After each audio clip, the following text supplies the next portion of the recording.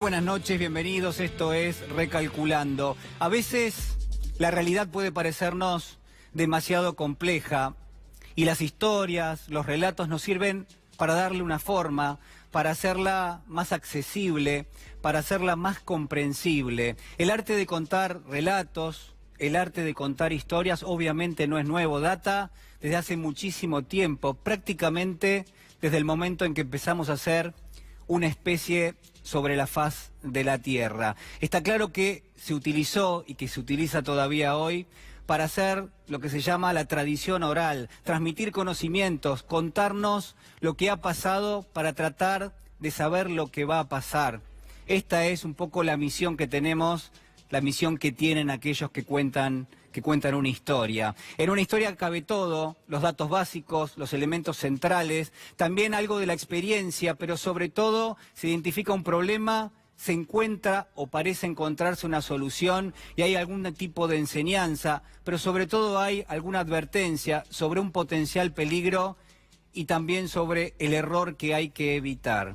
Son quizás elementos que tenemos que aprender a reconocer, sin ninguna duda. A veces nos parece que estas historias, que estos relatos obedecen a una situación de nuestra realidad, cuestiones, cosas básicas que nos rodean y que podemos reconocer a simple vista, pero también las hay, las historias, los relatos que llegan de un sector sumamente opaco, que es poco transparente y que quizás no podemos reconocerlas del todo. No están los elementos dando vuelta y se nos traza algún tipo de sospecha. Si unas historias y unos relatos nos sirven para navegar por aguas profundas, hay otros que indudablemente pueden dejarnos varados prácticamente en el medio de la nada. Quiero tomar esos elementos esta noche, los vamos a estar trabajando, pero sobre todo quiero hacerle una pregunta que se nutre de estos elementos y que tiene que ver con esto. ¿Qué es lo que nos pasa como sociedad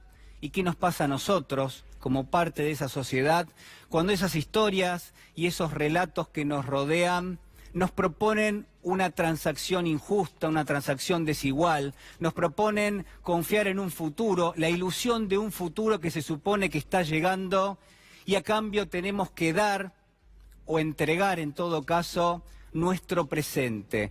Se nos vende algo para distraernos, se nos hace creer en una historia, pero al mismo tiempo tenemos que ceder la discusión sobre los problemas que tienen que ver con nuestro día a día. De eso se trata a veces, ni más ni menos que estas historias, estos relatos, que en muchas oportunidades bajan directamente desde el poder.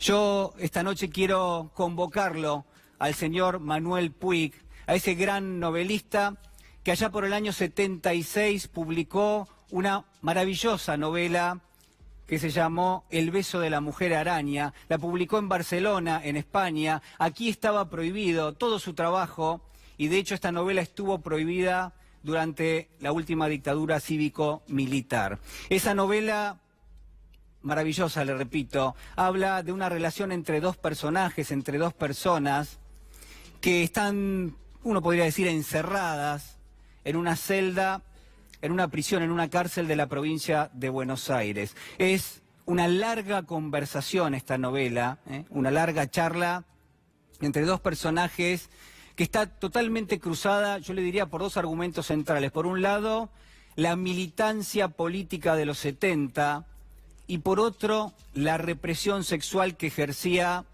ese gobierno y esa dictadura. Aparte de estos roles que estamos comentando, de estas líneas quizás de las más importantes y que cruzan muy fuerte la novela, estos dos personajes se constituyen como ejes de esta gran historia. Por un lado está Molina, que es un hombre que tiene 52, 54 años, que es una persona que reconoce que le gustan los hombres y que quizás por primera vez está dispuesto a contárselo a alguien, que en definitiva ha sufrido la represión sexual y que de a poco empieza a confiarse. ¿A confiarse en quién? A confiarse en su compañero de celda. En este caso se llama Valentín Aguirre, es un militante de izquierda, es alguien que está luchando para no delatar a sus compañeros de militancia y entre ellos se entabla esta larga conversación que es El beso de la mujer araña. Al mismo tiempo hay que yo diría que hay que hablar de algunas cuestiones que son centrales en esta historia. No solamente la militancia de izquierda, no solamente la represión sexual que está gravitando con fuerza durante toda esta larga conversación, sino también un elemento que a mí me parece que es indispensable para analizar lo que está pasando en este día a día, en nuestra sociedad, y es el relato, es la historia, son los cuentos permanentes que Molina le va a ir contando a Valentina Aguirre. Molina recuerda, porque es muy sensible, porque tiene una conexión muy fuerte con su pasado cultural, recuerda historias, recuerda películas, fragmentos del cine de todos los tiempos, cine de la década del 50, de la década del 60, estamos en plena dictadura, pero la memoria funciona y funciona también la mecánica del relato. Molina le cuenta a Valentín un día tras otro, una película tras otra. Hay un interés que obviamente es recíproco y esas historias, esos relatos se van enhebrando en forma permanente, casi, mire, le diría casi como en las 1001 noches, Sherezade le cuenta una noche tras otra una historia a ese soberano, porque si no va a acabar muerta. Estoy hablando de El beso de la mujer araña y quizás hay algunas cuestiones que señalar. ¿Por qué Molina le cuenta a Valentín esa historia? Mire, le cuenta por varias razones. Primero, para pasar el tiempo. Están los dos encerrados en una celda, pero además, sin ninguna duda, para condensar esa espera que a veces se ocurre eterna, pero al mismo tiempo, mire, le diría más. Hay alguna cuestión que tiene que ver con la evasión, con evadirse de la realidad y sobre todo con exorcizar los demonios, los fantasmas que están dando vueltas directamente por esa celda. Hay, además, una mecánica muy interesante, por cierto, porque esa tela de araña se va ciñendo sobre los dos. De un lado están los relatos de Molina para Valentín, pero del otro lado también está la forma en la que Valentín ve el mundo y quiere convencer a su compañero de celda y la forma y la morfología que tiene ese mundo para él. Mire, lo que quiero compartir con usted brevemente esta noche es que así como Molina le cuenta estas historias y enhebra una tras otra, día tras día, para evadirse de la realidad, así el gobierno nos está contando un relato tras otro. ¿Para qué se supone? Bueno, yo le diría que prácticamente para que no atendamos los problemas que están presentes en nuestra cotidianeidad, para no discutir las cosas que realmente están haciendo a la vida de todos los argentinos. Nos propone el cuento o el relato de un acuerdo con la Unión Europea, nos hace parecer que vamos a ser finalmente europeos y nos promete incluso que va a venir dinero de Europa para, yo diría, empatarle a las pymes europeas por parte de las pymes argentinas, para tratar de nivelarlas, dice el gobierno. Pero no hay más que mirar qué es lo que está pasando o qué ha pasado en los últimos 3 años.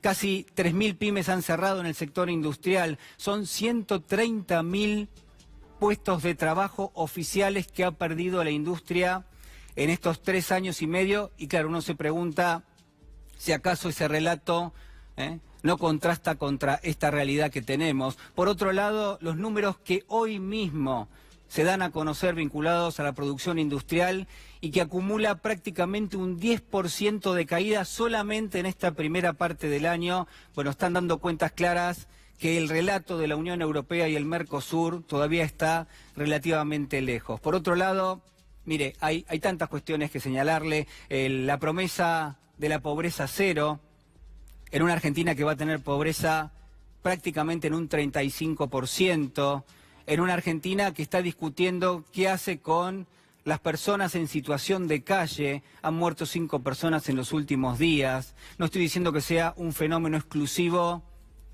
de algo que está pasando hace apenas algunos años, pero lamentablemente se ha acrecentado. Los números oficiales hablan de un incremento del 32% de las personas que hay en situación de calle, pero yo le diría que hay otros números de las organizaciones sociales, por ejemplo, que están hablando de un número muchísimo más alto. Son 5.000, son 7.000 personas las que están en este momento prácticamente sin un hogar y que deambulan por la calle en una noche tan fría como esta.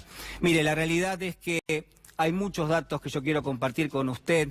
No hace falta más que mirar lo que ocurre a nuestra realidad, en nuestro entorno, y seguramente usted va a coincidir conmigo en que además de la pobreza, de la indigencia, del desempleo, de lo difícil que es el día a día en cuestiones como acceder a una canasta básica, pagarse los alimentos, lo que ha perdido el salario mínimo en nuestro país, bueno, todo eso conforma un escenario realmente lamentable. Es una Argentina con mayores niveles de pobreza y de indigencia, es una Argentina mucho más desigual y menos inclusiva, y sobre todo es una Argentina donde esta telaraña parece querer abarcarlo todo. Es la telaraña del relato, y me parece que en esta noche, señoras y señores, no hay que dejar que nos roben la discusión de los problemas que tienen que ver con el día a día y con todos los argentinos.